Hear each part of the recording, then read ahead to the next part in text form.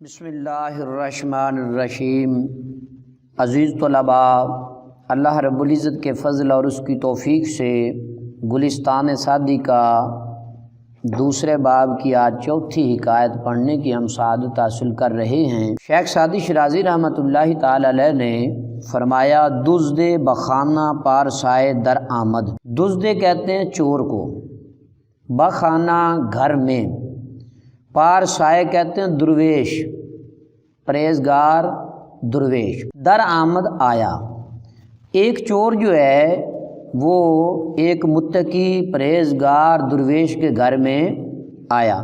پارسائے کے دو معنی ہیں، پارسا کا معنی پرہیزگار بھی ہوتا ہے اور پارسا سے مراد درویش ہے۔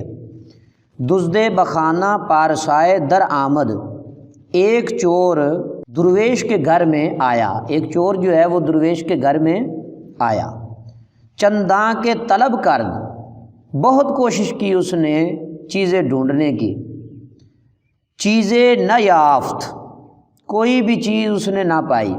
درویشوں کے گھر خالی ہوتے ہیں، مال زر جو ہوتا ہے نا وہ چودھری وڈیرے لوگوں کے گھروں میں ہوتا ہے۔ درویش جو ہوتے ہیں وہ خالی ہاتھ ہوتے ہیں، گدڑی ہوتی ہے، یا جو ہے نا رات کا مل گیا تو رات کو کھا لیا، دن کا مل گیا تو دن کو کھا لیا، ورنہ ویسے ہی سو گیا۔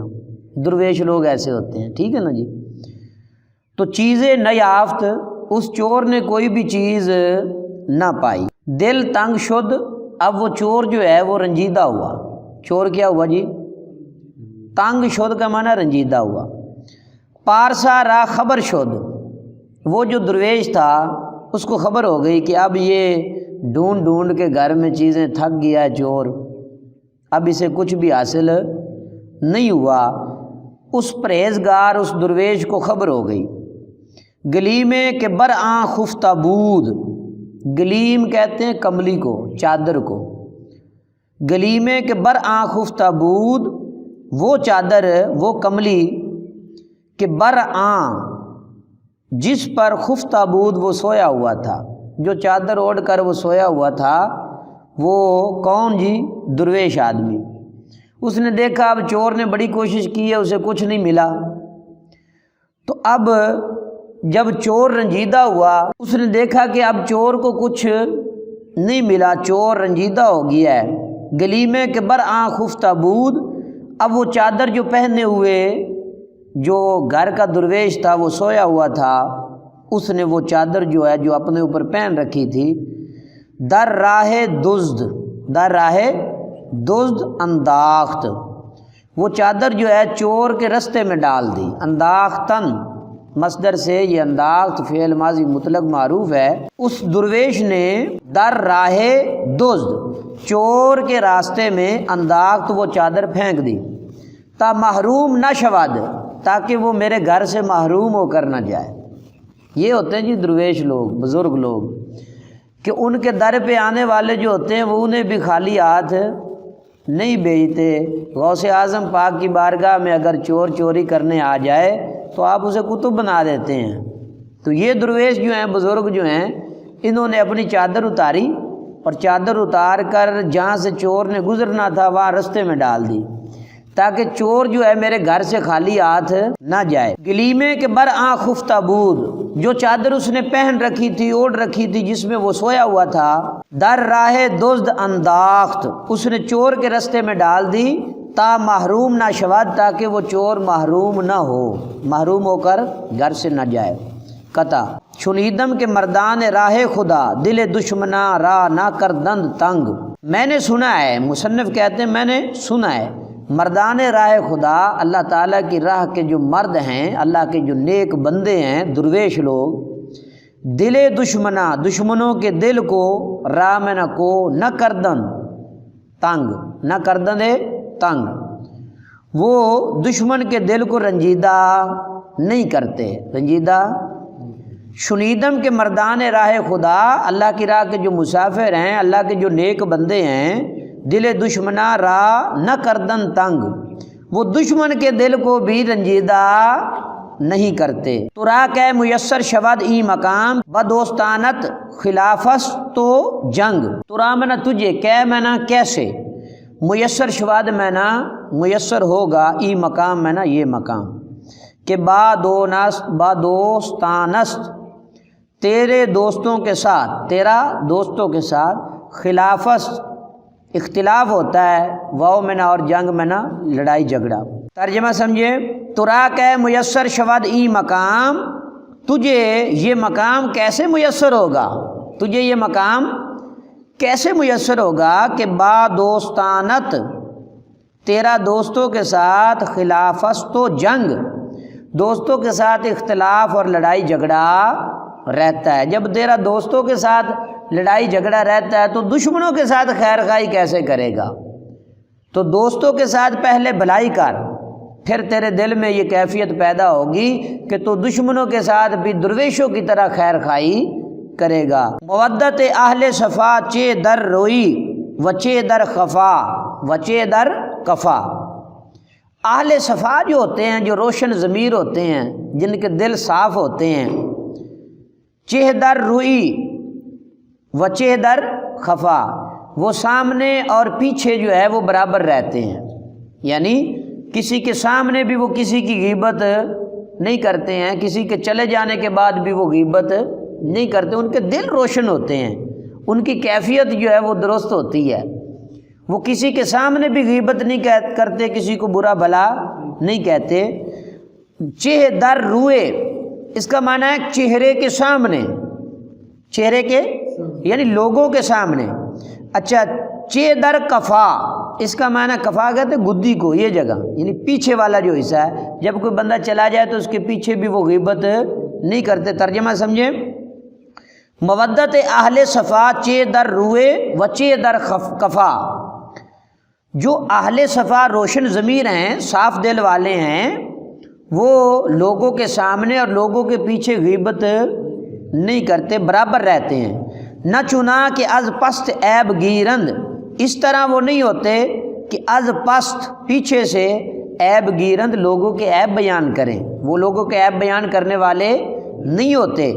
ودر پیشت می رند اور وہ لوگوں کے سامنے جام دینے والے ہوتے ہیں، ٹھیک ہے نا۔ بعض لوگ یہ ہوتے ہیں ایسے کہ وہ لوگوں کے سامنے بڑے جذبے دکھاتے ہیں کہ ہم جی آپ کے لیے جان دیتے ہیں، اور لوگوں کے پیچھے ان کی کیا کرتے ہیں، برائیاں بیان کرتے ہیں، ان کی غیبتیں بیان کرتے ہیں۔ لیکن جو اہل صفا ہوتے ہیں، جن کے ضمیر، جن کے دل زندہ ہوتے ہیں، وہ لوگوں کے سامنے اور لوگوں کے پیچھے برابر ہوتے ہیں۔ وہ لوگوں کے سامنے، جو اہل ضمیر، اہل دل لوگ ہوتے ہیں، وہ لوگوں کے سامنے اور لوگوں کے پیچھے جو ہیں وہ برابر ہوتے ہیں، ٹھیک ہے۔ اس طرح نہیں ہوتے کہ لوگوں کے چلے جانے کے بعد پست عیب گیرند ان کے عیب بیان کریں، ودر پیشت میرند اور ان کے سامنے کہیں کہ ہم جان دیتے ہیں آپ کے لیے، ایسا وہ نہیں کرتے ہیں۔ در برابر چو گوس پندے سلیم در کفا ہم چو گرگ مردم در در برابر میں نا برابر ہیں، برابر ہے یعنی سامنے۔ چو میں نا مثل گوس پند میں نا بکری، گوس پند کسے کہتے ہیں، سلیم میں نا مسکین، در میں نا میں، کفا میں نا پیچھے سے، ہم چو میں نا مثل گرگ میں نا بھیڑیا، مردم در میں نا مردم خور یعنی لوگوں کو کھانے والا۔ ترجمہ سمجھے، در برابر چو گوس پندے سلیم، برابر ہے لوگوں کے سامنے وہ مسکین بکری کی مثل ہوتے ہیں، مسکین بکری کی، در برابر سامنے لوگوں کے، چو گوس پندے سلیم مسکین بکری کی مثل ہیں، مسکین بکری کی مثل ہوتے ہیں۔ در کفا ہم چو گرگ اور پیٹھ پیچھے لوگوں کی، پیٹھ پیچھے بھیڑیے کی مثل ہوتے ہیں، پیٹھ پیچھے بھیڑیے کی مثل ہوتے ہیں، مردم خور جو لوگوں کو کھانے والا ہے۔ اب اس شعر کا مفہوم سمجھیں ذرا، کہ بعض لوگ یوں ہوتے ہیں کہ جب آپ ان کے سامنے ہوتے ہیں تو وہ مسکین بکری کی طرح ہیں، اس نے تو کبھی کسی کا کچا بیر بھی نہیں توڑا، کسی کو کبھی گالی نہیں دی، کسی کو کبھی برا بلا نہیں کہا، یہ لوگوں کے ساتھ بڑی خیر خواہیاں کرتا ہے۔ لیکن جب لوگ چلے جاتے ہیں تو پھر لوگوں کے توے لگاتے ہیں، پھر وہ بھیڑیا بن جاتے ہیں، ٹھیک ہے۔ اور بھیڑیے کا کام کیا ہوتا ہے، چیر پھاڑ کرنا، وہ جانوروں کی چیر پھاڑ کرتا ہے اور یہ انسانوں کی چیر پھاڑ کرتے ہیں۔ جب وہ چلا جاتا ہے پھر اس کی غیبتیں بیان کرتے ہیں، یہ ایسا ہے، یہ ایسا ہے، اس کی برائیاں بیان کرتے ہیں۔ مصنف نے یہی بیان کیا کہ لوگوں کے سامنے تو وہ مثل مسکین بکری کے بن جاتے ہیں، اور جب لوگ چلے جاتے ہیں ان کی پیٹھ پیچھے جو ہیں وہ بھیڑیے کی طرح بن جاتے ہیں، ایسا بھیڑیا جو لوگوں کو کھانے والا ہوتا۔ ہر کے عیب دیگراں پیش تو اورد و شمرد، بے گما عیب تو پیش دیگراں خواہد برد۔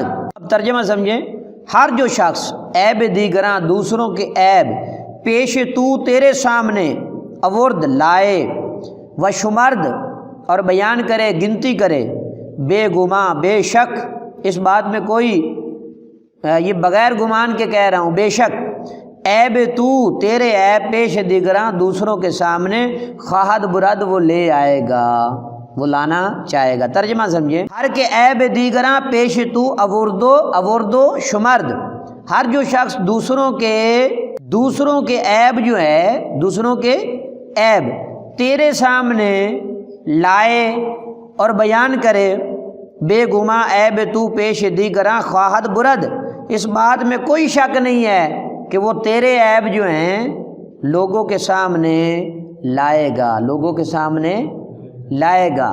مصنف رحمۃ اللہ تعالی علیہ نے اس میں بڑی عظیم بات بیان کی کہ جب بھی تمہارے سامنے کوئی بندہ بیٹھ کر لوگوں کی برائیاں بیان کرے، لوگوں کی غیبتیں بیان کرے، تو سمجھ لینا آج تو وہ تمہاری غیبتیں بیان کر رہا ہے، کل اس کے سامنے بیٹھ کر وہ تمہاری برائیاں بیان کرے گا۔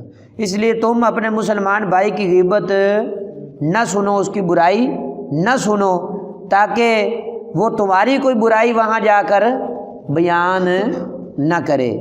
مصنف رحمۃ اللہ تعالی علیہ نے اس حکایت کے اندر یہ بیان کیا کہ درویش کو دشمنوں کے ساتھ بھی نیکی سے پیش آنا چاہیے، جیسا کہ اس حکایت میں درویش نے اس کے ساتھ چور کے ساتھ خیر خواہی کی، اور غیبت کرنے والوں سے باز رہنا چاہیے، غیبت کرنے سے بھی باز رہنا چاہیے اور غیبت سننے سے بھی ہمیں پرہیز کرنا چاہیے۔ اللہ تعالیٰ عزیز طلباء آپ کو علم نافع عطا فرمائے۔ وآخر دعوانا الحمد للہ رب العالمین۔